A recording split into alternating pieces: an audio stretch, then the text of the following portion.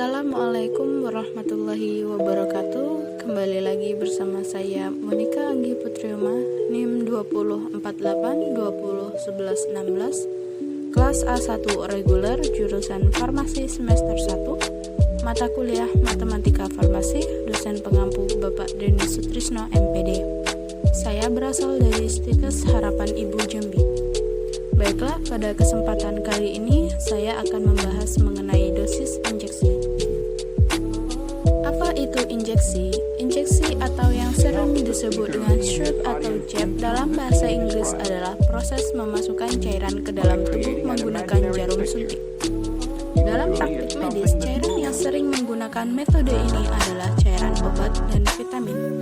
Suntikan dianggap sebagai bentuk pemberian obat melalui rute parenteral yang mengacu pada rute pemberian yang tidak melibatkan penyerapan di saluran pencernaan. Ini memungkinkan obat diserap lebih cepat dan menghindari efek lulus pertama.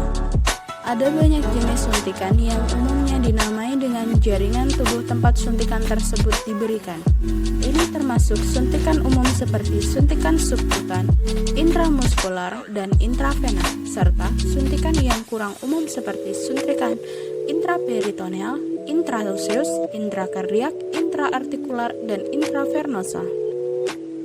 Suntikan pasti menyebabkan luka kecil di tubuh, dan dengan demikian dapat menyebabkan rasa sakit atau infeksi lokal.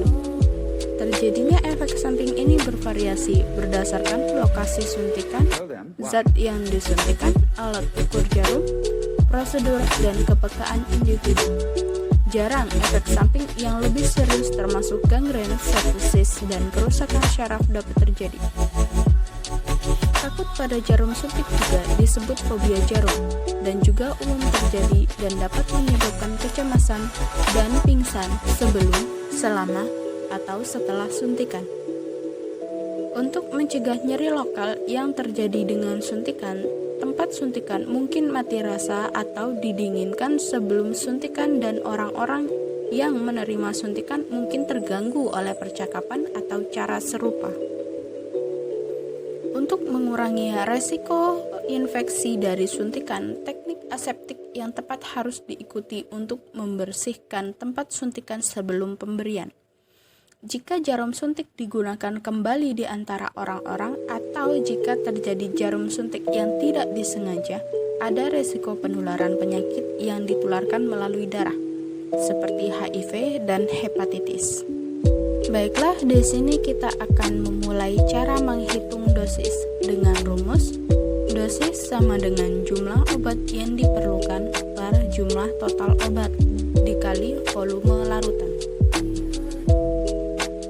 Contoh yang pertama, kita akan menghitung dosis furosemid. Permintaan obat furosemid adalah 3 kali 5 mg.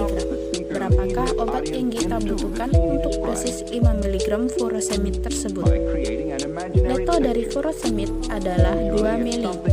Dosisnya 10 mg per mili. Karena neto dari furosemid tersebut adalah 2 mili, maka 10 mg per mili dikali 2 mili sama dengan 20 mg per 2 mg.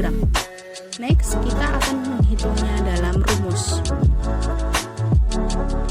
Dosis sama dengan 5 mg per 20 mg dikali 2 mili. Dosis sama dengan 1 mg per 4 mg dikali 2 mili. Dosis sama dengan 0,25 dikali 2 mili sama dengan 0,5 mili.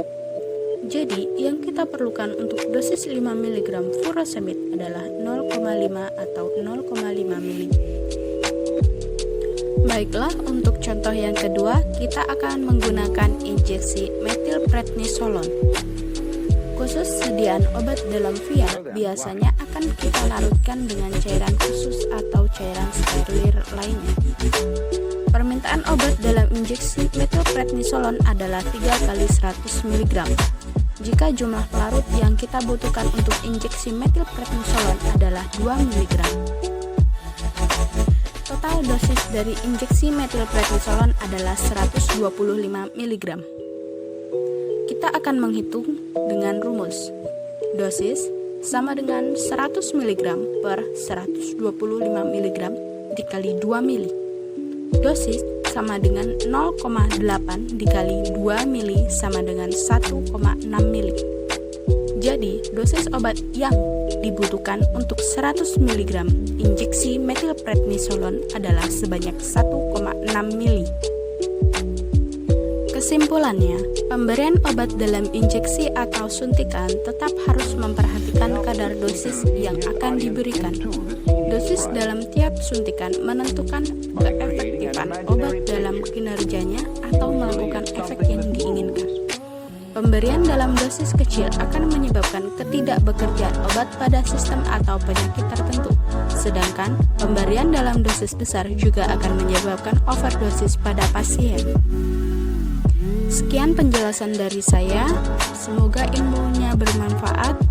Terima kasih. Wassalamualaikum warahmatullahi wabarakatuh.